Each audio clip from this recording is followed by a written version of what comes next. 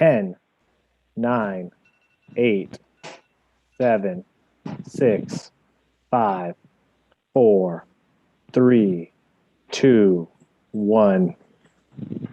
And we're on. Thank you everyone for your patience. Good evening. It is 6:37 p.m. and I'd like to call the April 14th, 2021 City of Brisbane Parks and Recreation Commission meeting to order. This virtual meeting is compliant with the Governor's Executive Order N2920 issued on March 17th, 2020, allowing for deviation of teleconference rules required by the Brown Act. Consistent with the order, this virtual meeting provides a safe environment for staff, planning commissioners, and the public while allowing for public participation. The public may address the commission using exclusively remote public comment options, which are detailed as follows. The commission may take action on any item listed in the agenda. The Parks and Recreation Commission meeting will be an exclusively virtual meeting. Members of the public may view the meeting by logging into the Zoom webinar listed as follows, or on Comcast channel 27 and the city's YouTube channel at www.youtube.com/BrisbaneCA. The agenda materials may be viewed online as well at the www.brisbaneca.org/meetings. To address the commission, members of the public are encouraged to submit written comments before the meeting. Members of the public who join the live Zoom webinar may address the commission in the meeting when called upon the chairperson. Please use the chat box in Zoom to alert staff that you want to address the commission. Members of the public watching the meeting on YouTube or channel 27 may email or text comments prior to the start of a particular agenda item to the email and text line to jfranco@brisbaneca.org. The text number is 628-219-212. And the Zoom meeting ID is 920-4174-1911 with the passcode 813855. So this is Natalie Ocampo, the chair of the Parking and Rec Commission. Staff, can we please call roll?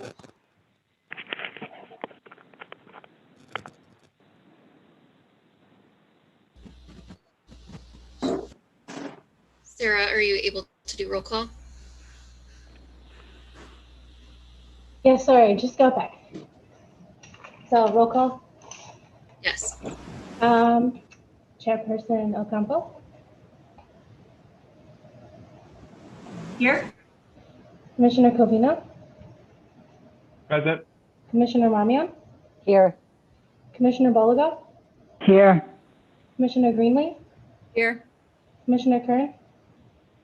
He's not here. And Commissioner Sims. Oh, she's here.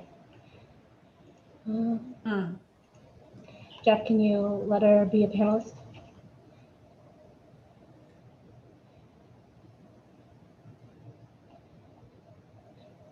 Hi, Julie, can you hear us? We just did roll call.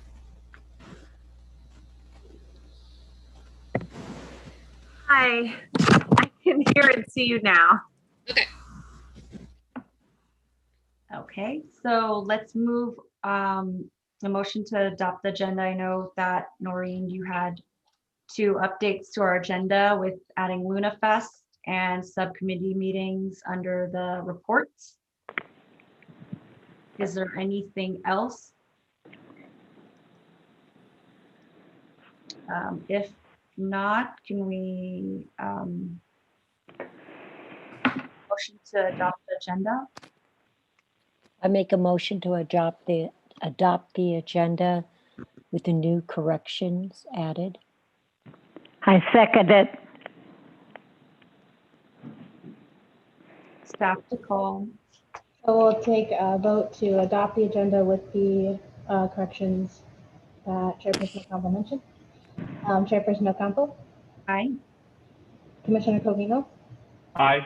Commissioner Marmion. Aye. Commissioner Boliga. Aye. Commissioner Greenlee. Aye. And Commissioner Sims. Commissioner Sims. Aye.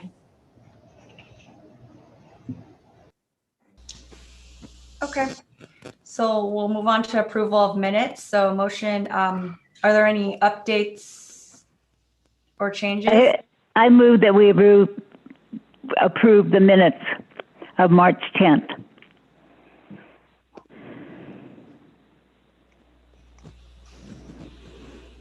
A motion.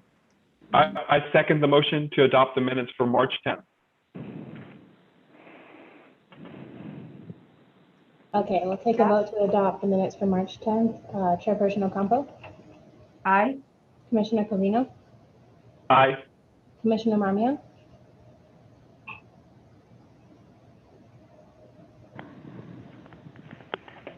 Commissioner Marmion, you want to approve the minutes?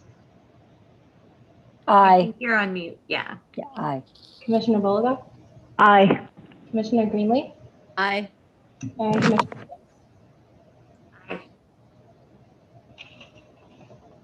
All right.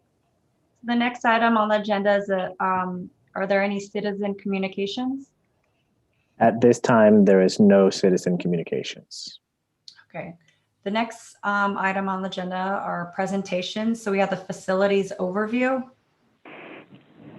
Everybody see my screen there? Yeah. Okay.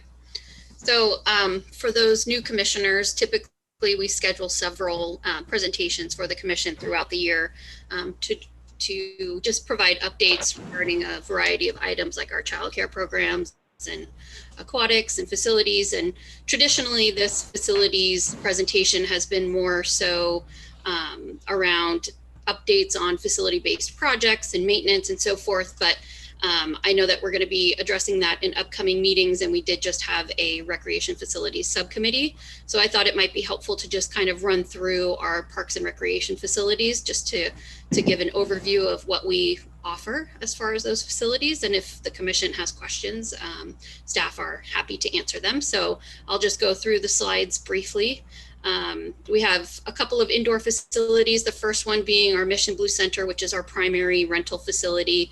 I'm sure that photo looks familiar to Renee. I think I got it from Renee on the bottom right there. But it's a really phenomenal venue for a variety of reasons. We've had, you know, some chamber art music events there. We do a lot of weddings, private events, and then we also use it for just internal city gatherings and so forth. So we look forward to the day when we can welcome the community back into the building and allow it to be used as it was intended. So there's our Mission Blue Center. It does have a small kitchen and two separate kind of a wooden floor area and a carpeted area that can be combined for one large venue. And then an outdoor grassy area is often used for weddings as well. The second indoor facility is our community center. Upstairs is the old library, what we're calling now the old library, because we're looking forward to opening the new library pretty soon. And then downstairs on the first floor is the community center. And that area is often used for our Brisbane dance workshop classes, our senior programming, and then there's a small outdoor park or patio, if you will, behind the building itself. So that's pictured there for you, and a small kitchen. Moving on to the Sunrise Room. So that's kind of at the heart of town, just across from the park there. And it's a primary gathering place for our older residents in town. Pre-COVID, the facility was available for seniors from 11 to 4 Monday through Friday, and had a variety of activities, including agile aging and art, and just provided a drop-in opportunity for socialization for seniors. And then on the right-hand side is our new BES modular. And I'm happy to report that we moved in this week. This has been a project that's been in the works for quite some time. And with the kids coming back onto campus, we were excited to welcome them back into the building, which is twice as large as our previous modular and includes restrooms inside the building. So we consider that a huge win, especially when we talk about bringing preschoolers back on site and not having to traipse them down to the lower yard and into the primary school building. So that's exciting. As far as fields, so we have a joint use agreement with the school district to utilize and program sports activities and reservations at the Lippman School field and the Brisbane Elementary School field. They're primarily used for soccer and youth sports. And then we also have a large softball field up at Mission Blue, across the parking lot from the Mission Blue Center. And fun fact, the Academy of Art, the Women's Academy of Art softball team uses the Mission Blue field as their home field. Community pool, we've talked about aquatics at length before, but you know, pre-COVID, it's a bustling place, and even during COVID, we've had a lot of traffic to the facility for adult lap swim and water aerobics, and we're looking forward to planning for the summer and bringing people back in some type of open swim format, as well as swim lessons. And just before the pandemic happened, we did an upgrade to our locker rooms that haven't really been able to be used since the upgrades. So again, we're excited to welcome people back in. The dog park, which is located in the parking lot of City Hall, adjacent to the trailhead for the Crocker Trail. We are in the process of resurfacing there, so that will be looking much better in the coming months, and more to come on that. Our skate park opened. They renovated the skate park. I want to say it was like 2015-ish, maybe 2016 it opened. So it's relatively new and heavily used by the community. And then it's also right next door to our outdoor basketball court. So we have two full-sized outdoor basketball courts, one of them with adjustable hoops. And additional outdoor recreational facilities include the Lippman tennis courts, the Mission Blue tennis courts, and our sand volleyball courts, which are also located up near Mission Blue. And we have a private agreement with the SF Elite Volleyball Club. They constructed the courts for the city at no cost in exchange for some priority use of the space. And moving on, just some other opportunities for the community to get out and recreate at the marina, at the Fisherman's Park nearby the lagoon, and at the community garden. And then our parks include the community park, which has the gazebo and the playground and picnic areas. And then we also have a small park called Firth Park. Some people know it as Turtle Park. It's kind of just more of a passive park. And then we also have the Tot Lot playground, which is part of the Silver Spot property. And trails, as most of you know, our Crocker Trail and Quarry Trail are heavily trafficked by residents. Lots of beautiful trails on the San Bruno Mountain, which I think people have come to really appreciate during the pandemic. And it's been really great to have opportunities for residents to be outside safely and to be recreating safely on our trails. And then of course the Bay Trail out at Sierra Point. And that's it. Any questions about any of our recreation facilities?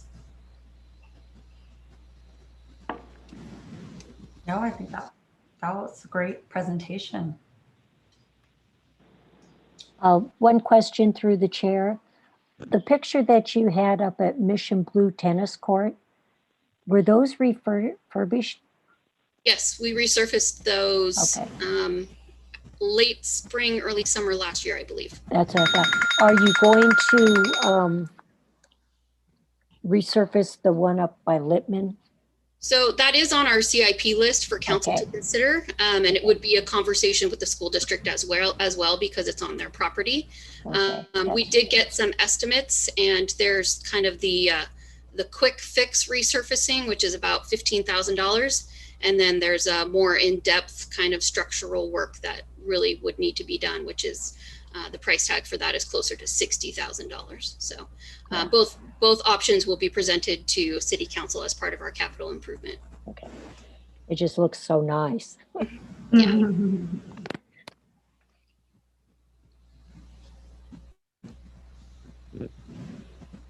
Okay. Thanks, Noreen. So we could move on to the next item, which is old business. Anything under that item? All right, the next item is new business. Any new business? So we have the review city council goals and the 2020 citywide accomplishments, and then the draft of our 2021 commission goals and work plan attached. Okay, so I'll do a share screen, but what was provided to you in your packet includes the 2020 accomplishments throughout the city that Clay provided to City Council. I thought it would be helpful for the commission to review those. There are some Park and Rec related items in there as well. But more so, I wanted to share this with the commission to kind of inform the conversation regarding the commission's work plan and goals for the year, to ensure that they are aligned with the City Council goals and priorities. So City Council has identified 5 goals and priorities, which include safe community, meaning residents and visitors experience a sense of safety; community building, where Brisbane will honor the rich diversity of the city, including residents, organizations, and businesses through community engagement and participation; ecological sustainability, in that Brisbane will be a leader in setting policies and practice service delivery innovations that promote ecological sustainability; fiscally prudent, Brisbane's fiscal vitality will reflect sound decisions which also speak to the values of the community; and lastly, economic development, where Brisbane will work with the businesses and residents to provide for economic vitality and diversity. So in the past, when we've established commission work plan and goals, we've done so and ensured that they align with City Council goals. And so we tried to tie each of those things back to this. So hopefully this can stay in your mind as we progress through this conversation. But just scanning through briefly, and I'm not going to go through all of them, but they provided highlights where projects and initiatives have met those goals that City Council set forth. A lot of what we do falls under community building. It's just by default what we do as a department. And so there's some highlights there that include our Smile Brisbane campaign, our senior meals, the Luna Fest event, socially distanced egg hunt, our fire hydrant restoration, Festival of Lights reimagined event. So a lot of our stuff tends to fall under community building, just for reference. And then I thought it might be also helpful, let me change my share screen real quick. I thought it would be helpful to provide to you the example of a past work plan. Can you all see this spreadsheet? Mm-hmm. Okay, so, and I realized when I went through this that we hadn't updated it in quite a while, so I'm glad that we're doing this evening. But in the past, and there's a couple of tabs on the bottom, the commission elected to focus on 2 kind of overarching goals, which included facility improvements and program enhancements. And then under each of those, they established specific strategies. So facility improvements may have included ongoing facility maintenance or trail development. Program enhancements included events, changes to our after school program. So what we did is we kind of identified those overarching goals and then drilled down to specific strategies, and then even more specific actions and activities and tasks around those goals and strategies. So what I'm hoping that we can do tonight, or that the commission can do tonight, is to kind of have some conversation about what the goals would be for the commission this year. And we can identify those overarching goals and maybe a couple of the strategies, and then we can bring this back to our next meeting just to kind of include more of the activities and tasks under those umbrellas. This tends to be a living document that we revisit throughout the year and that we update throughout the year. So I don't want you to feel like this is your one crack at it. We can certainly bring this back to future meetings, and it will continue to evolve as things change. So at this time, I would just open it up to the commission to kind of have some conversation about what we hope to achieve as a commission this year. And so we can begin to identify some of the tasks and actions that we want to take around those things.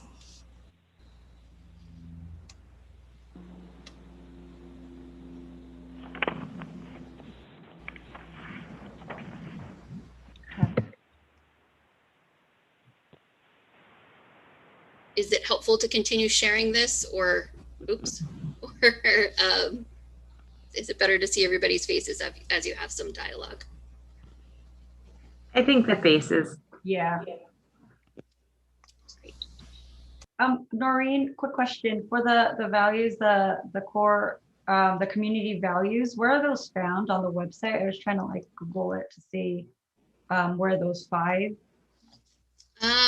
I know that they're on the website in the document that lives there that I just shared under the 2020 accomplishments. I'm not entirely certain if they're listed also on the City Council webpage.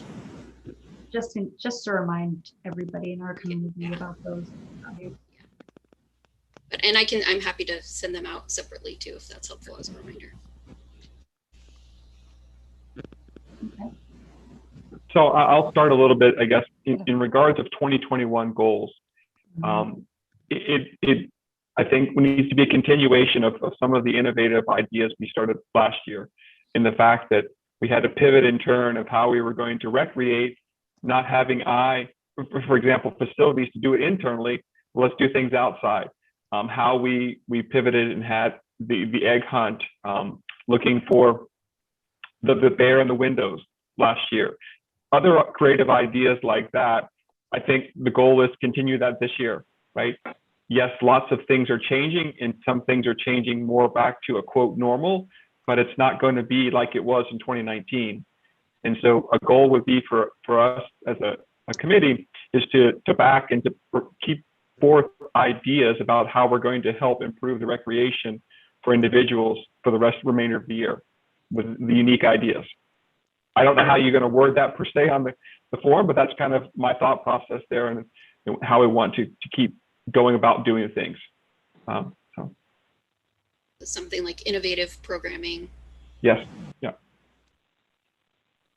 I guess also to add to that is what Lyle was saying is the fluidity, especially with the unknowns of how the movement of this pandemic, and how we can also keep safe with those, improving our park and rec programs.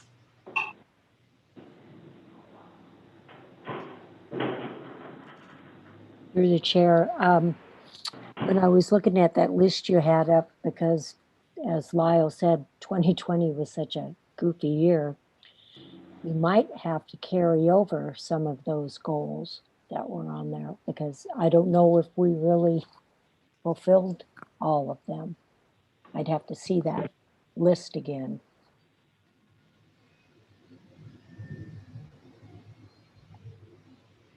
Yeah, and I would say through the chair, I agree with everything that's been said. And I just know in my own organization, like a lot of what we planned to do in 2020 got pushed, and we should continue to push it. I also think that this year is shaping up to be, as Natalie said, just really unpredictable.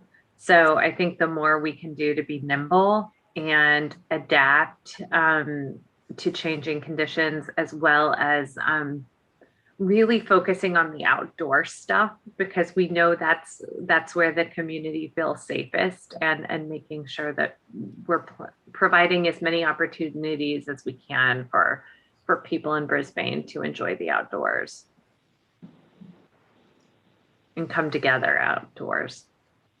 And if I may, through the chair, piggyback with Julie on that when she just said outdoors, something that I don't see on here, and I've said it many times, just to look at those walkways again, especially that one walkway that goes up from the bus stop in the entrance to town, that goes up to, what is that, San Francisco Street? Mm-hmm. Yeah, that's in dire need of attention.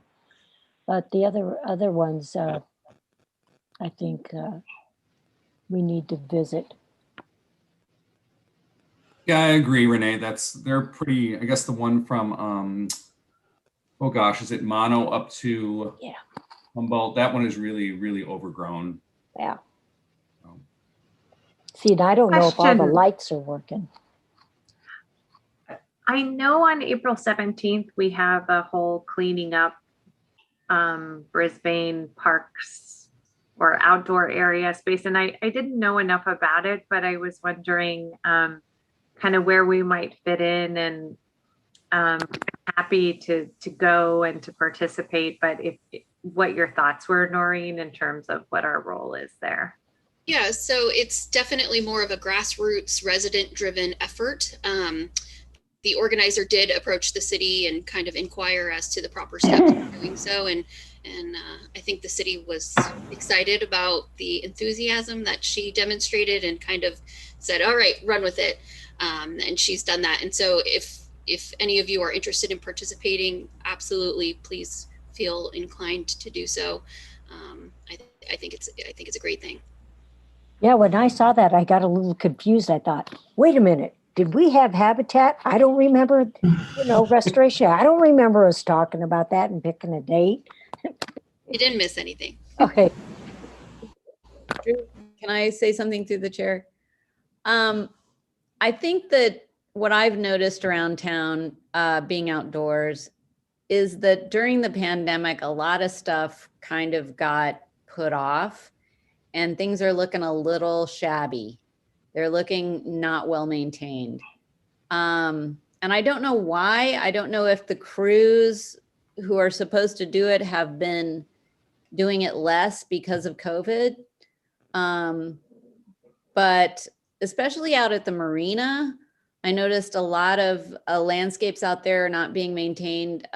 Buildings maybe not being used because of COVID, but their lawns are not getting mowed, their bushes are not getting trimmed. And I don't know if that's the responsibility of those buildings or if that's the responsibility of the city.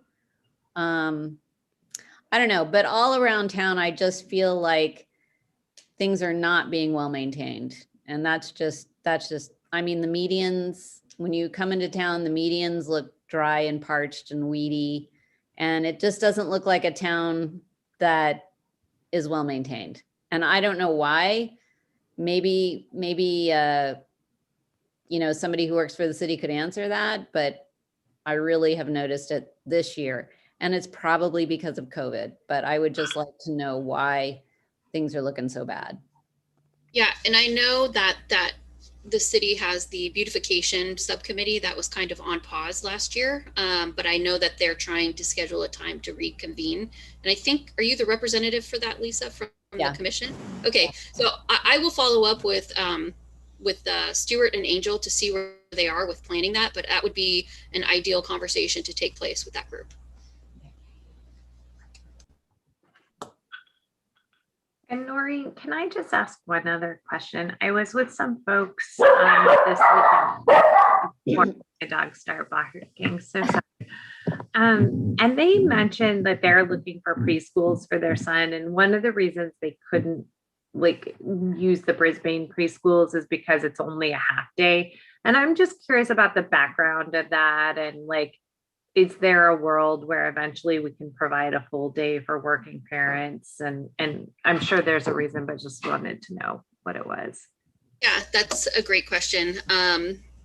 So it is a kind of multi-tiered response. So yes, the city's preschool program is only half day, and that's because we're an unlicensed preschool program. So you can only be in operation so many hours per week, or else you will violate the licensing restrictions. So that's one part. The other reason we haven't strived to make that a full day program and get licensed is because, one, the former modular was inadequate and would not have been licensed by the state because we didn't have certain things like restrooms inside the building, but also that building's utilized in the afternoons for our after school program. And we have 100 kids traditionally in our after school program.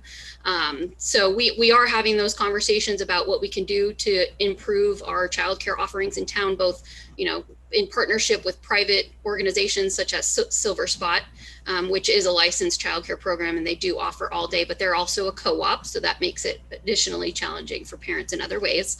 But we recognize that even as a county, we're deficient in preschool childcare, and that's definitely an area where we need to dedicate some of our time and energy to see if there's ways that we can go down the path of licensing and determine an appropriate facility, but also the staffing, because you have to have staff with certain credentials and so many ECE units, and that would eliminate some of our existing staff. So there's a lot of pieces to it, but it's definitely on our radar, and it's something that we're looking to work towards in the coming years.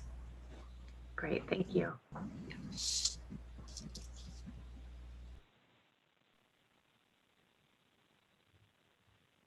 Hey, Noreen, is it crazy to think that we can just say, as part of our goals, that we are going to do some of the program debt that didn't get done in 2020 and 2021 and just move some of that stuff forward? Yes, it's all good. Yeah, we can.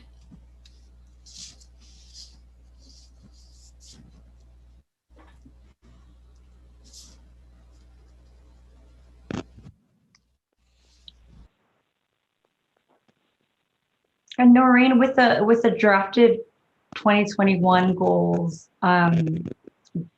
once we get all these goals together, how are these like finalized, like the process for that? Is it like, do we bring these back to the next meeting? Yeah, ideally, yes. So I'm taking diligent notes over here, and I'm sure Sarah is too. But we'll go ahead and input what we're gathering tonight into that work plan document. And then we can send out the draft to everybody if that's helpful, just in review prior to our next meeting. And then we can put it on the agenda as old business for our next meeting if we want to tweak and fine tune. Through the chair. So what's kind of hard to talk about right now is what programs we could come up with this year when so much of our stuff is limited by what we're able to do. Like, it would be fun to brainstorm new events and activities for the year.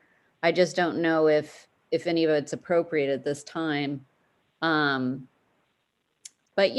when I had a kid, and this was years, my kid's 18. So when he was younger and we would try and do some sports in town, some were good and some were not. And often we were told that things were not possible because we were such a small town.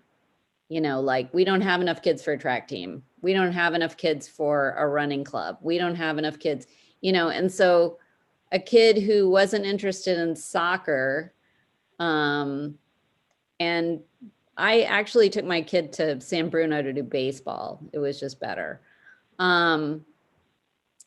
I was wondering if there's some way, if we can't do things for kids in town, if we could somehow team up with larger towns in order to open up the opportunities for our kids and somehow organize that so that there's more opportunities for our kids to experience more things than just what's available here, and just have kind of more of a catalog of stuff that kids can do, and maybe even adults. But I was just always disappointed in that when I had a kid, that it was just, you're out of luck.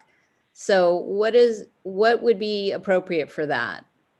Yeah, I think that's a great point, and we are starting to do that a little bit. For example, we just revived our youth baseball league, so we have 4 Brisbane teams, and we're part of the NCRL, so we play in South San Francisco's league as a Brisbane team.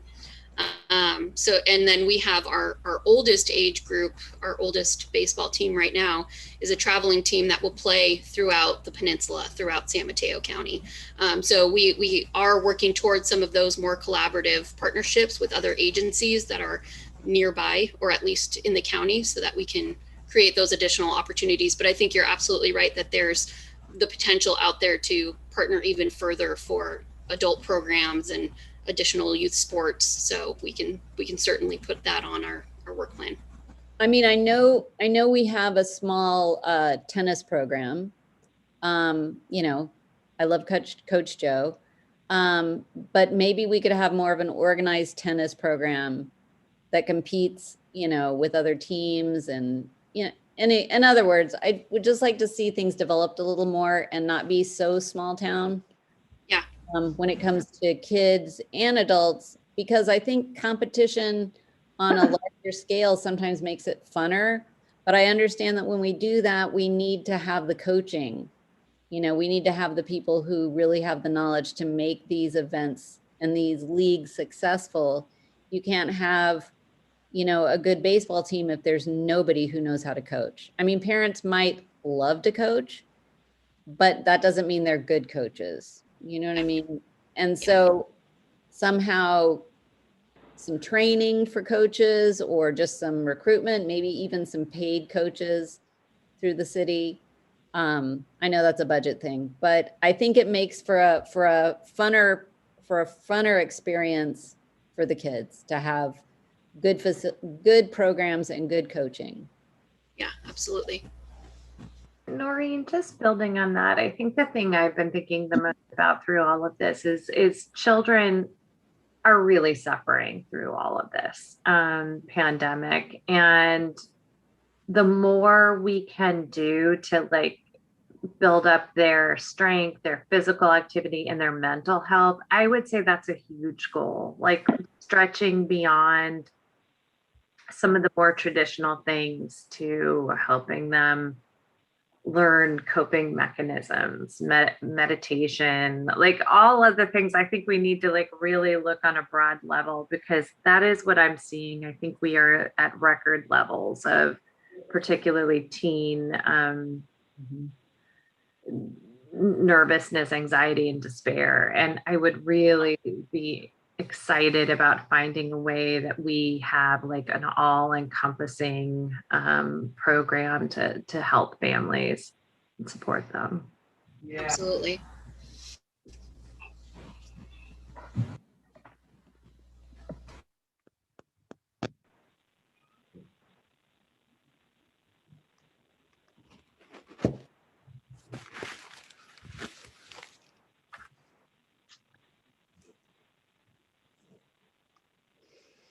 Hey, Noreen, this is out of left field. I recently interviewed with a company called Age Bold. It's AGE space BOLD.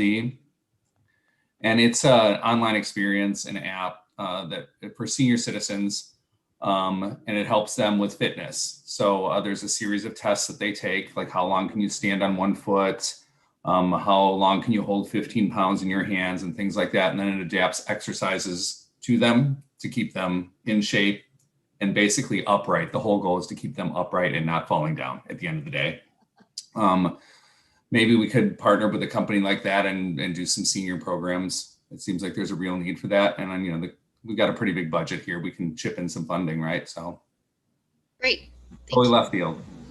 No, it's I think that's so important, Frank, because the thing I'm seeing in my life is there are the young people who are really suffering, and then there are the older people who are very isolated right now and really need that community connection and that physical strength building. So I think maybe if we agree that we focus on those two areas where we're just helping to rebuild post COVID and focusing on those communities, it could be really beneficial. You're right, Julie. It's like either end of the spectrum, right? Yeah. Yeah.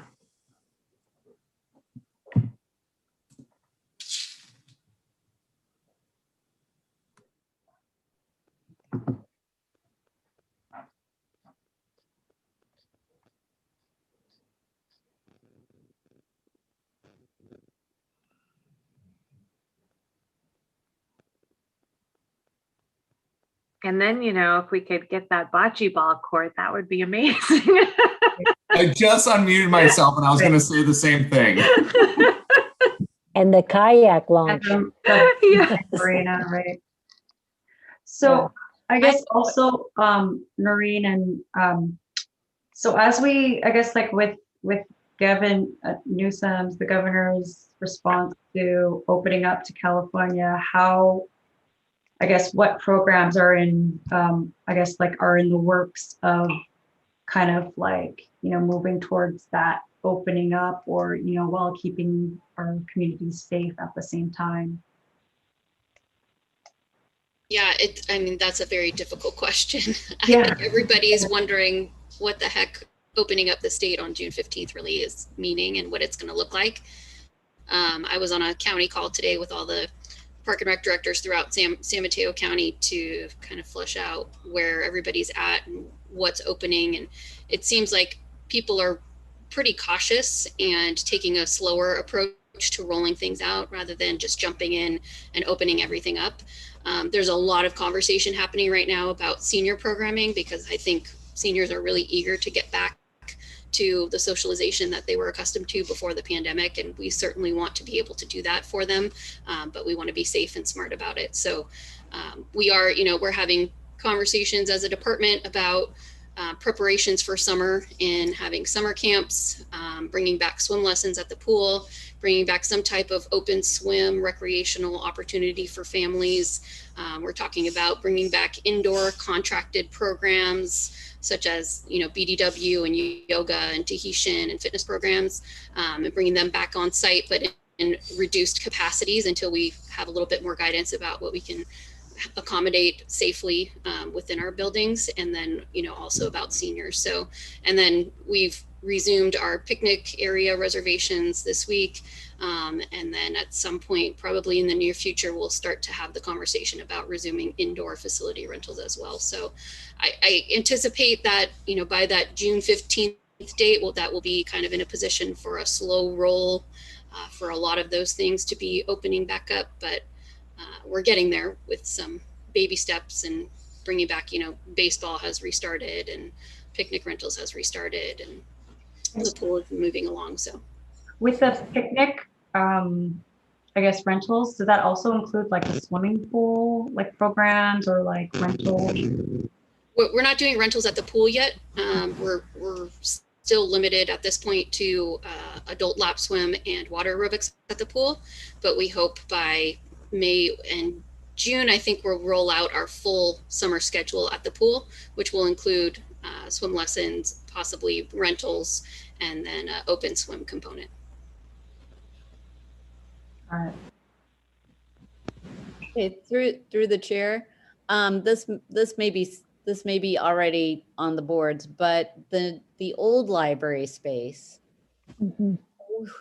what conversation is happening about that space and what it's going to be used for?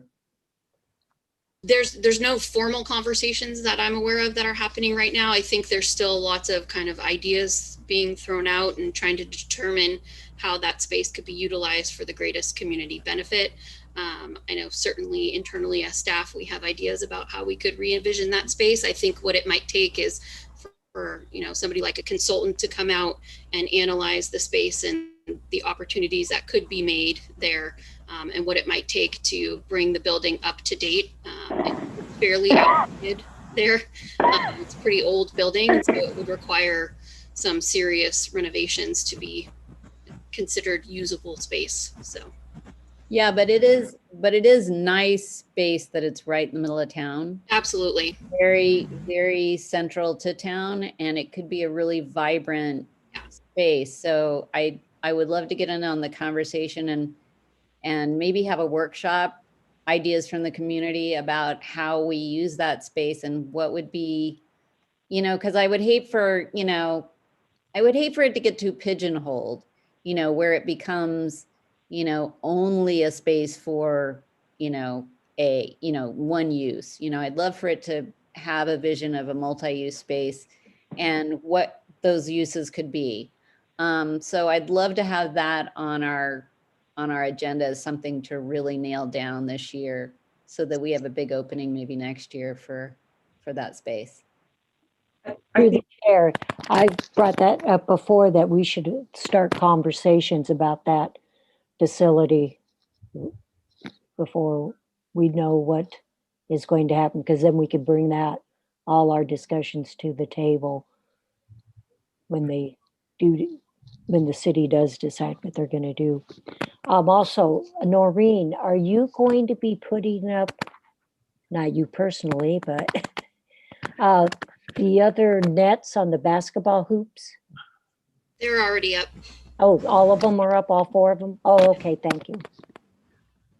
And then with Lisa mentioning about the old community or like the old library, I believe right now, currently, our park and rec, we don't have a facility where people could, I mean, since we're a small community, but if there's any like rentals that we can have, like yoga mats or something that the community can, use and borrow. I know like that's been, to keep the whole entire community active. So I know that people usually borrow things through our Facebook group page. I don't know if there's anything like that for the park and rec that can provide that, as of now, like obviously with cleaning whatever pieces, weights, or something like that for the community to borrow, kind of like a library for gym or something like that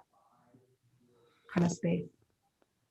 I wonder if we need to evolve the Smile Brisbane campaign to like build it up Brisbane or something. Like, do we need a campaign where we're helping to create like well-rounded opportunities for everyone, where we have a number of things so it evolves?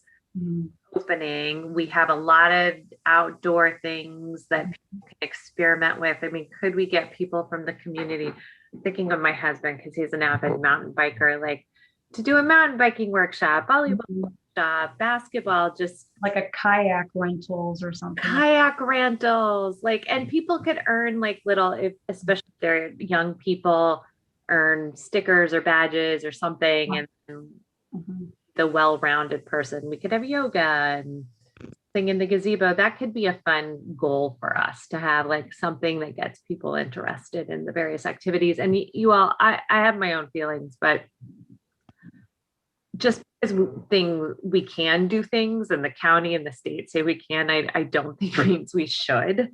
And so I am just a huge advocate of, especially with the summer, having a lot of outdoor options, so that people don't feel compelled to be inside, right, if they can avoid it. Because I still think with all the variants, it's dangerous, and more options mean less risk. Yeah, I agree with Julie. And back to kind of what Natalie was saying, when I was a commissioner in Chicago, believe it or not, you go to your local library with your library card and you could check out a fishing pole, a tennis racket, a volleyball. They had a whole like litany of stuff that you would actually, it was activity oriented. Right. So agree with Natalie and agree with Julie, like, we're coming out of this COVID thing. It would be great if we had some way of just saying, you can get outside now and here's all the stuff that we're going to help you. We're going to provide you to help you do that. Exactly. Maybe it's Get Outside Brisbane. Maybe that's our campaign. Yeah, smile and get outside. Yeah. Well, can I say through the chair, I don't know how this works, that is a great idea. I mean, that's amazing. My vision was, okay, so this, I'm thinking of the upstairs space of the library and how that could evolve into like a rec center space. Like when you go to San Bruno Rec Center, they have a counter, you walk in, people will help you. Oh, you want to take a pottery class, or, oh, I know they have a huge facility, but still, if we had stuff that people could check out, if we had programs that they could look at, if we had an actual, counter out in the community, I don't know, maybe that's too much, but I really think that having more of a rec space that's activity oriented and open-ended, like you said, to get people outside is just a great idea.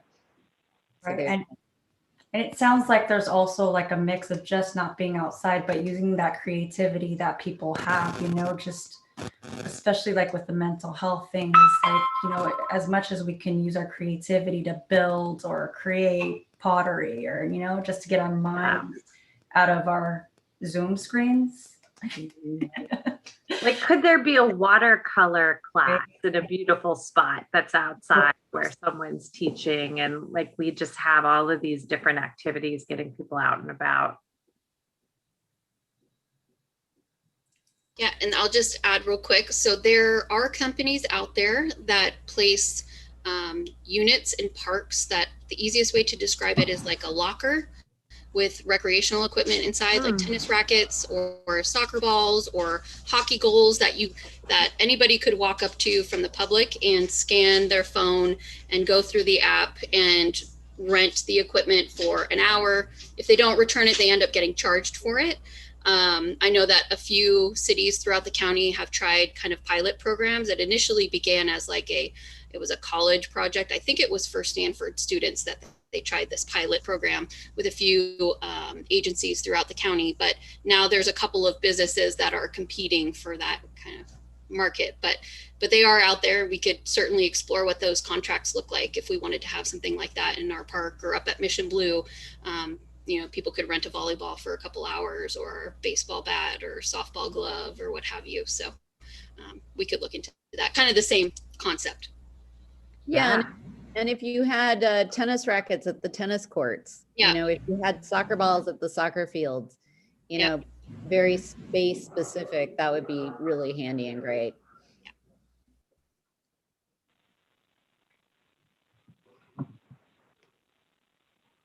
So Noreen, so basically with the draft for the 5 city goals, I guess, how do we compile this with all these ideas? I will try to categorize some of them into some larger umbrellas and buckets, and then we can dissect them a little bit further. But Sarah and I will regroup with our notes and make sure that we've captured everything. And then we can send out what we've got from tonight to everybody to kind of review, and then we can bring it back as an agenda item for our next meeting. And was this all helpful? I mean, I don't know if it was, okay, great. Hey, Noreen, one last thing. When was the last time that we did a large sort of comprehensive needs assessment survey?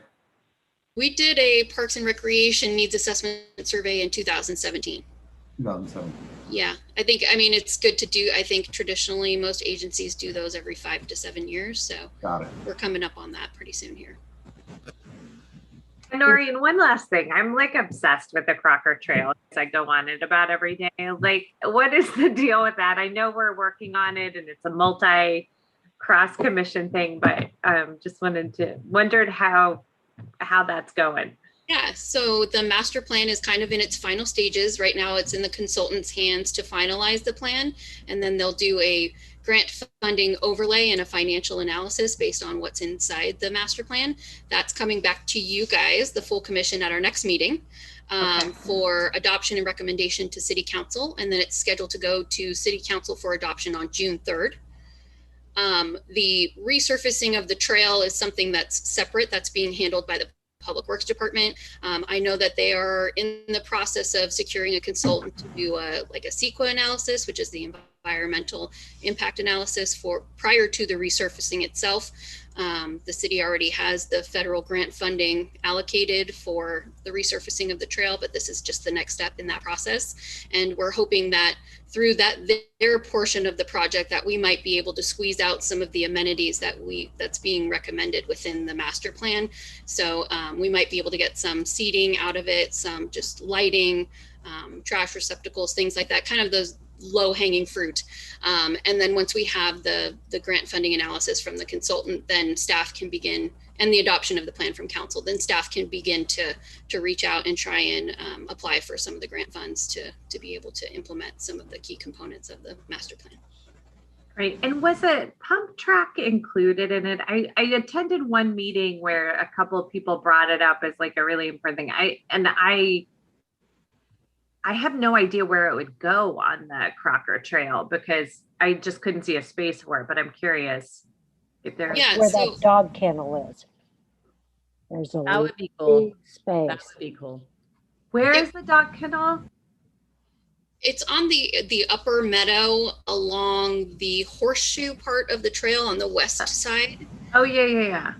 Yeah, so there was some conversation about whether or not a pump track could be placed there, and we had some community feedback and went to City Council and went back to the stakeholder group or the technical advisory committee who kind of flushed that out. And what's currently proposed in the plan that seems people are amenable to is bike features throughout the corridor of the trail. So all along the 3-mile loop there will be incorporated bike features and pump track features just individually throughout the trail that people could engage on. Oh, that's cool. Like, I like that. I mean, I just could see, like, I think I was at a pump track in El Granada, like just a small one, and I could see the value in it for kids into mountain biking and that type of thing. And through the chair, Julie, that meadow area up there, it's huge. Go when next time you're up there on the trail, if you can, go up there, or even go up out there on the street, and you can look down, and it's because you could probably put a small one down at one end, and then the other part of that meadow could be used for other activities. Love that. And the But- one that I saw in El Granada, you guys, was not huge. Yeah. It's very much by the local community, but I wanted to see an example of it because it came up and there were kids on it and they're just Yeah. doing that. In fact, I sent a picture, an email to Natalie and Noreen and Sarah with a picture of a pump track. I'll send it to you too if you like. 'Cause You I guys, thought- are we allowed to have, like, maybe we should do a Crocker Trail walk with the Parks and Rec Commission and pointing things out? I would love that. But are we allowed to with this? I don't know if we're allowed to get together outside of our official meetings. Yeah. You could have a meeting down there. It would be really fun. As commissioners, you may do so, just not four or more of you. Okay. I Yeah, so let's But talk Julie- about that. Yeah, but Julie, as part of facilities tours, typically when it becomes summertime, we have more light at night. On a Wednesday night, instead of having a meeting indoors, in this case on Zoom, we could have a meeting outdoors, and an idea would be like the Crocker Trail. So That would be great. I just have one comment about the Crocker Trail in that I have a real, I mean, I love the idea of pump tracks and activities are great. My concern is people who are slowly walking, and how do you separate those two activities? Because I have, like today, almost got hit by a bike on Quarry Road, and we just need some traffic because pedestrians, dog walkers, people with little kids, oh my God, the little kids walking out in front of bikes, it just gives me nightmares. I have been hit by a bike on the trail. So Yeah. needs to be people, and you can tell people to slow down and they will not, Yeah. So if they're just separated somehow, so you're not in each other's way, that would be great. That's what I think the consultants are looking at, all that too. They are, yeah, and But- just for reference, so the right of way in the trail corridor is 20 feet. So the city owns 20 feet width along the trail, and I know for those of you who walked it, in some areas it's like there's only 5 feet, but if you could imagine Yeah. what 20 feet would look like, and those bike features that are to be incorporated would be on smaller bump outs separate from the trail itself. They would not be on the trail itself. So I'm actually not so worried about the pump track stuff because I could see that off to the side and it could be really fun. I'm more concerned with when we have to share space. Yeah. That's Yeah. where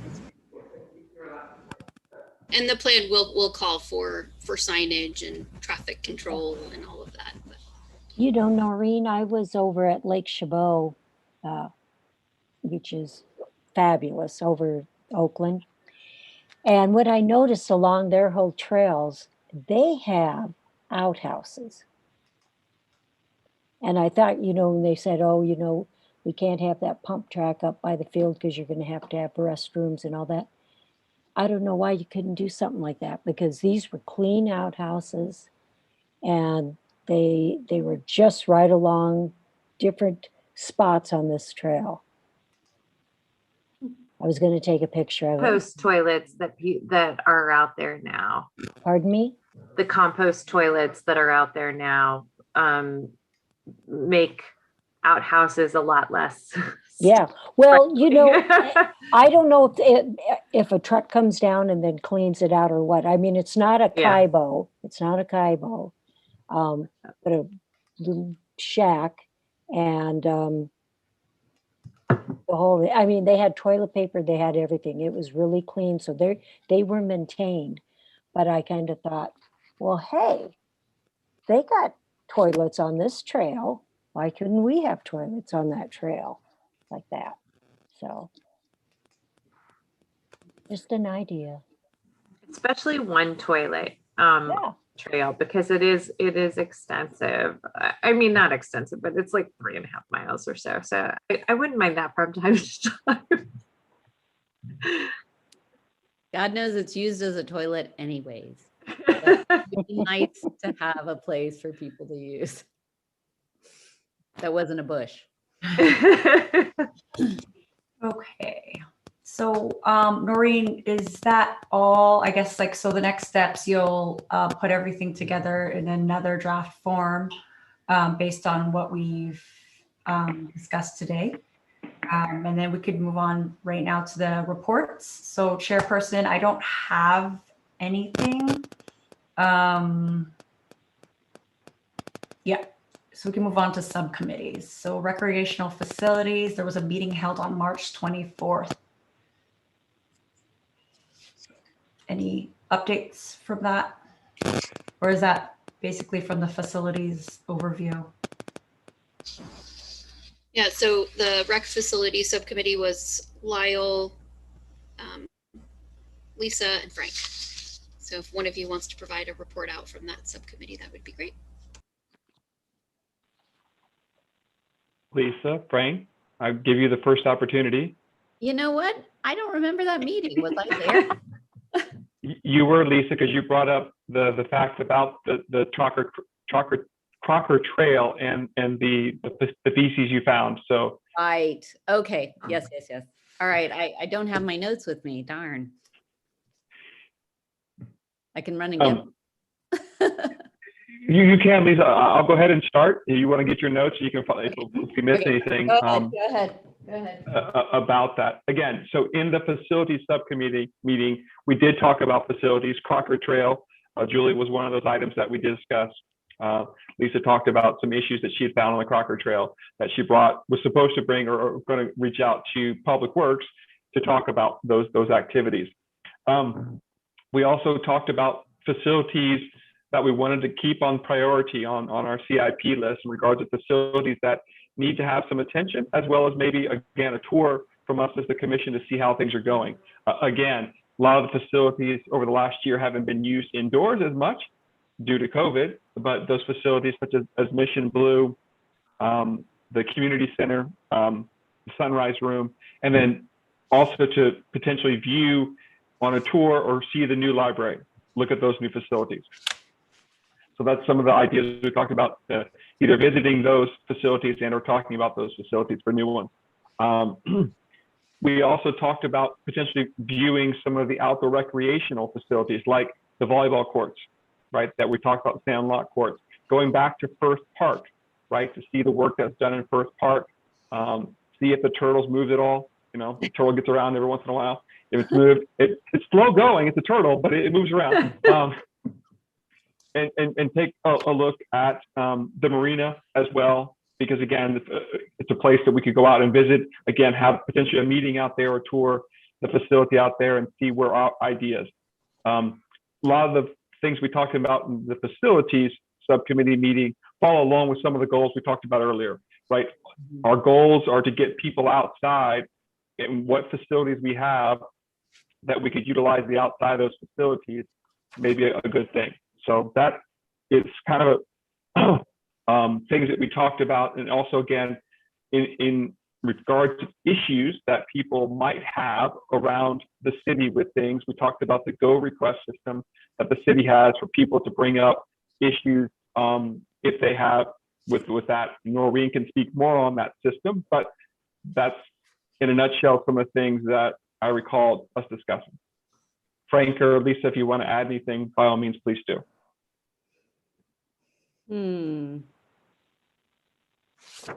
Lyle, you got it all there. Yeah, I don't see anything you didn't mention. New childcare building, signboards finalizing, dog park, dog park resurfacing. Yeah, you pretty much covered what we talked about. Great. Thank you. So the next report, recreation programs, which was held on March 24th as well. Any updates? Okay, Julie, Frank. Is this the same? Sorry, is this the same? Oh, it's same with two. Frank and I are on both. We just swap out Lisa and Julie. I just want to say I was really impressed, Lyle, with and Lisa, with your recollection of something that happened just quite a while ago. I'm not sure that my recollection is as strong. And I don't know that I took notes. If I don't take notes, I forget everything. Frank, anything? You're on mute, Frank. You're on mute.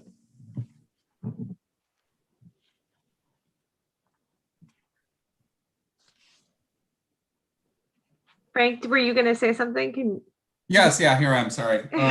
Please well, I've got help us, Noreen's Frank. notes.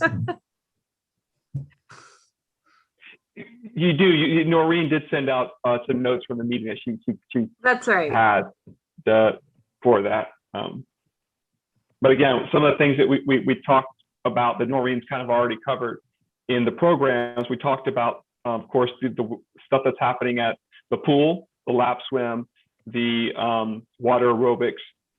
We talked about those programs are actively going on, looking into expanding the programs at the pool to include open water swim, again, as things safely can allow themselves to be done.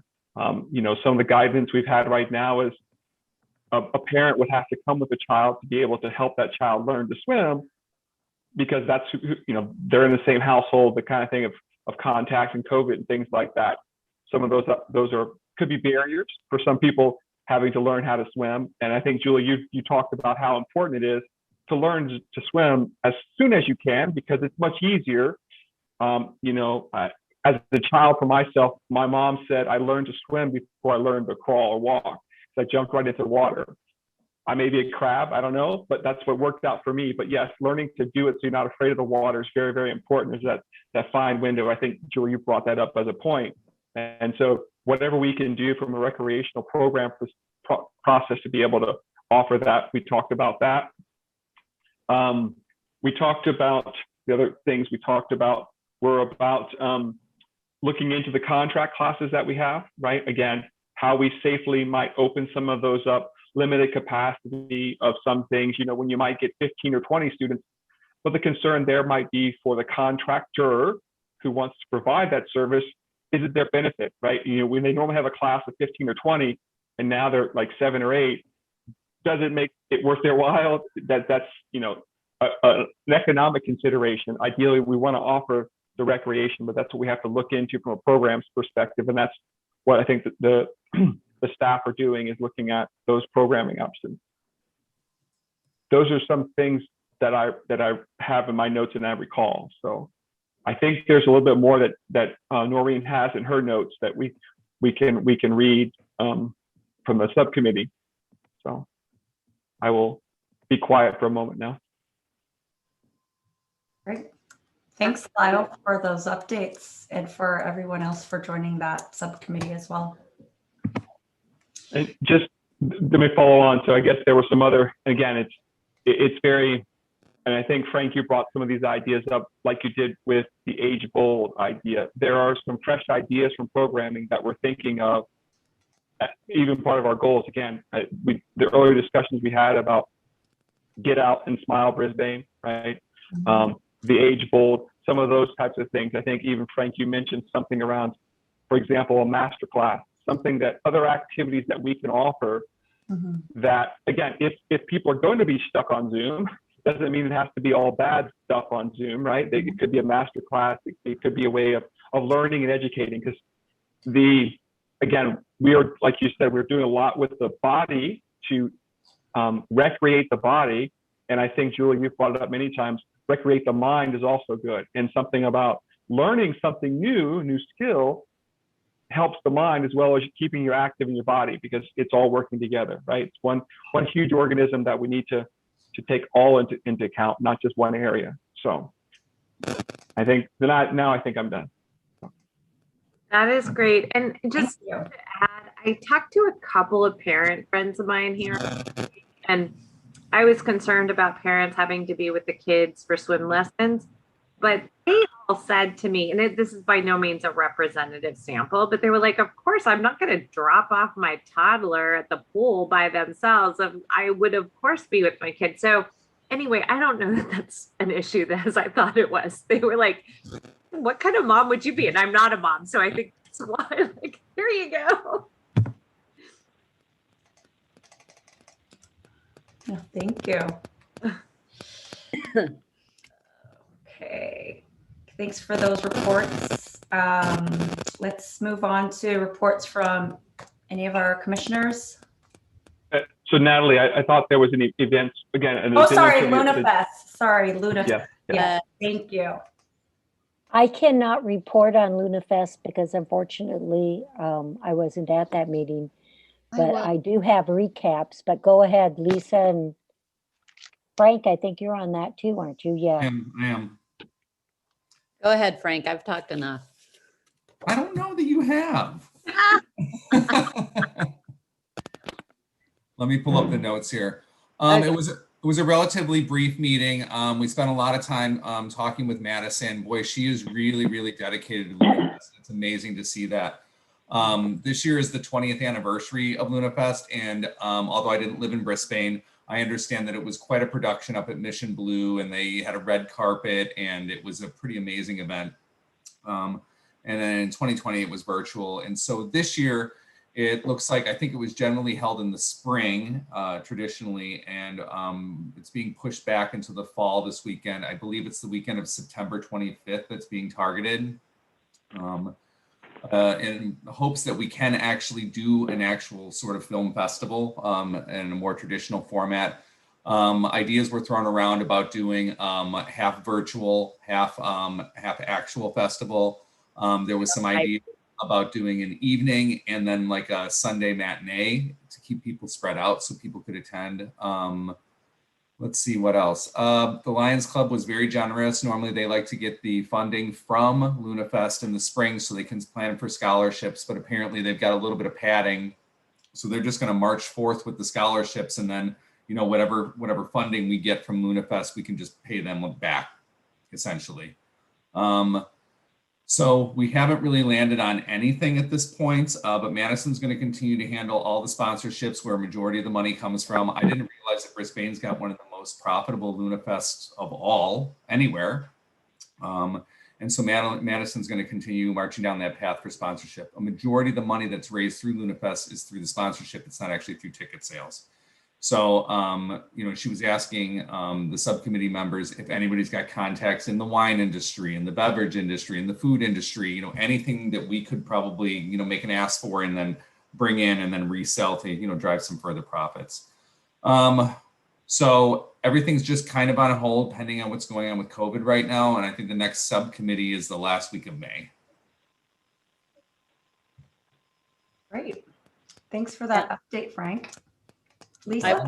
I would also just like to add that I was super impressed with the energy and organization of Madison and the Lions Club also being in there helping make this thing happen. It sounds like it could become a really fun social event for the city where people will show up and come out dressed up, do the whole red carpet thing. And it sounds like it would be fun, or it will be fun as an event that the city could really be proud of. So I was really happy to hear how exciting it is and makes everybody want to jump in there and volunteer. So really good meeting. It was a good committee. And I want to say that the staff really does a lot of the ticket sales. So kudos to Sarah and Noreen for this festivity that they put on also. Awesome. And can I just say, any excuse to dress up, like I will 100% be there. And let's for sure have like black tie or something. Well, they did talk about tiered tickets. So you could have, they were talking about a gala, you know, like a Oh, preview Yeah. gala.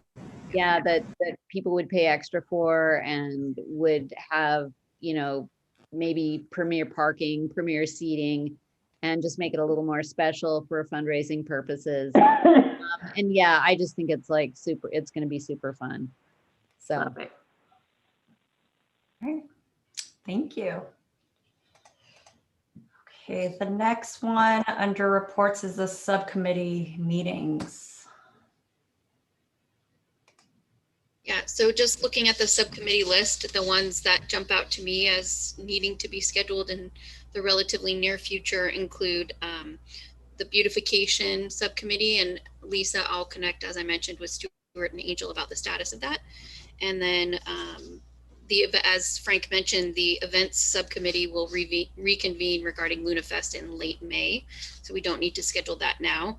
I would suggest that it's probably good timing to convene the Derby and Day in the Park subcommittee, because we do anticipate being able to do some level of an event on October 2nd. It might look different than our traditional Day in the Park and Derby, but we're hoping that by then we can have some event. And so it would be good to start having some dialogue about what that might look like and start to lay the foundation for those events.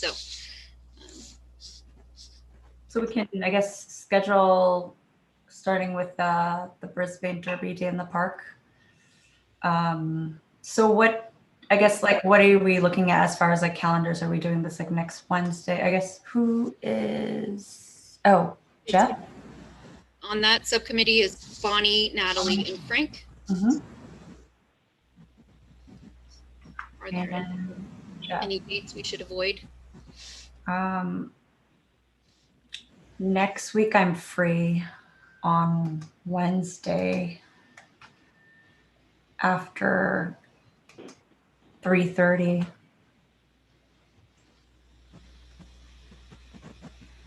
Do we have any conflicts with other meetings that at that time?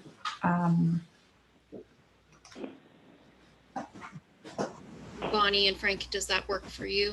It works for me. I could do Wednesday, but not until after 5. Sure, that works for me. You want to say 5:30 or 6 o'clock? What's that date? The 21st, Bonnie. 21st, April 21st. So I'm free after 5 anytime. 5:30 or 5:30. 5:30 is fine. 5 or 5:30? 5:30? 5:30? Yes. Okay. And then you guys will send us a calendar invite with the Zoom? Okay. Yes. Thank you. And then now is it the next one is concerts in the park? So we have Bonnie, myself, and Julie. I'm also free next Wednesday after 3 o'clock. How about you, Julie? I don't know what time you're free. Yeah. Or Monday, or sorry, or on Thursday or Wednesday, or sorry, or Tuesday. I don't know if next week is good for you. Yeah, I think Thursday would work, and or Tuesday. Monday the 26th is the one day that doesn't work. Yeah. So I'm free on Tuesday after 3 o'clock on Tuesday or Thursday. Yeah, same. So let's do maybe that Tuesday. That would be great. How about you, Bonnie? 3 o'clock? Sure. Which date, April 20th or the 22nd? Tuesday's okay with me. Okay, so 3 p.m. April 20th at 3 p.m. for the concerts in the park. Yes. Okay. Oh, wait a minute. I'm so sorry. 3 o'clock. I have a meeting until 4:30 on the 20th. I was looking at the following week. I'm free on that 5 o'clock. That 5 day. o'clock would work. Sure. So April 20th. So we need, I think, Jeff, are you available at that time too? Yes, Okay, great. yes. I'm adding them to my calendar right now. Oh, perfect. And that one, again, April 20th at 5 p.m. 5 p.m. Okay, great. And then the next one, Noreen, was there another subcommittee we need to set up? Not unless there's a desire on commissioner's part to reconvene any of the other ones. But beautification, has beautification happened yet? The beautification subcommittee? Yeah.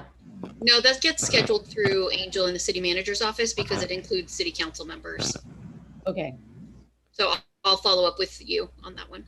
Okay. And I have a question about events. Is is that Luna Fest, Festival of Lights, and Habitat Restoration Days? Are those the only 3 events we talk about? No, No. so on the subcommittee list, there's Brisbane Derby Day in the Park is one subcommittee. Concerts in the Park is another subcommittee. Festival of Lights is another one. Habitat is another one. And then everything else kind of falls under the purview of the events. So events ends up being Luna Fest, fire hydrant restoration, and anything else that kind of comes up. Okay. Could I suggest an event? Yes. Okay. How do you guys feel about reviving the garden show, the Brisbane Garden Show? I don't know if anyone remembers this, but years ago, I'm sure Bonnie does. I do. I remember it. Yeah, and we have very active gardeners here in town now. I was thinking of we could blend it into the day at the park thing and have just a garden show tent, you know, where people bring out their garden stuff. But what we used to have as a garden show event was we would open up the community center and everyone would bring in their best. So if you were a rose gardener, you would bring in your best rose. You have a clipping of your best rose. You would put them in vases and we would put them all out on tables, all in categories. Then everybody would leave and then we would have judges judge who had the best rose, who had the best cucumber, who had the best blah, blah, blah. And then everyone would get little ribbons, you know, first place, second place, blah, blah, blah. And it was wonderful. It was really wonderful. You got to walk into this room and see the best of everybody. And it was a very small little quaint event, but it was a busy all day affair. And I think it could be expanded. I mean, Bonnie, do you have any ideas about a garden show? What do you think? I think your idea of putting it in a tent with concerts in the park, or day in the park, excuse me. I could see that being part of that. Yeah, I could see that too. And also bring people out to the day in the park and do something different. Exactly. Well, You know- perhaps the subcommittee A Day in the Park will discuss all that because they're going to be putting that all together. Okay. Okay, so we'll just put that in our hat and maybe make that a new tent and call it the Brisbane Garden Show. Right. And the day in the park, is that in the fall? Yes. For a second. October 2nd, isn't it? That might be a little late for gardeners, but maybe it's okay. Maybe, yeah, maybe we'll still have, you still want people to have their flowers blooming and their vegetables growing. Well, Lisa, the event subcommittee, we could meet and that's could be brought up at the subcommittee as an event that we sponsor. Okay. And do something like that, but we could do that through the subcommittee. Okay, well, let's seasonal, right, Lisa? Because I'm sorry, what? It could be something like with seasonal, right? As yeah, planted I mean, different, I think the best time to have it is probably late summer because that's when everybody's flowers and vegetables are really at their best. You don't want to have a garden show in the winter when nobody has anything to bring in. You know, you want it where, and maybe I'll do a little poll on the Brisbane Gardening Group website, Facebook page, and see when people think would be a good time, and just kind of put it out there and get some community input before we bring it to committee. You know, I love that, Lisa. And I have to say, like, when you said that, it made me think there are a couple of gardens here in Brisbane that just give me so much joy as I pass them, like on my walks. And it would be we really could fun. do a garden tour. It would be really fun. We used to have the garden, what were they called? The garden yard, the Awards. for each house. We used to do that for years. At first, that's what I thought you were talking about, Lisa, the garden awards. Oh no, the garden awards are a great idea too. And a garden tour, you know, that's common. We could do a garden tour. Okay, but let's bring it up. Let's take it to the event subcommittee. Okay. To do that. Okay.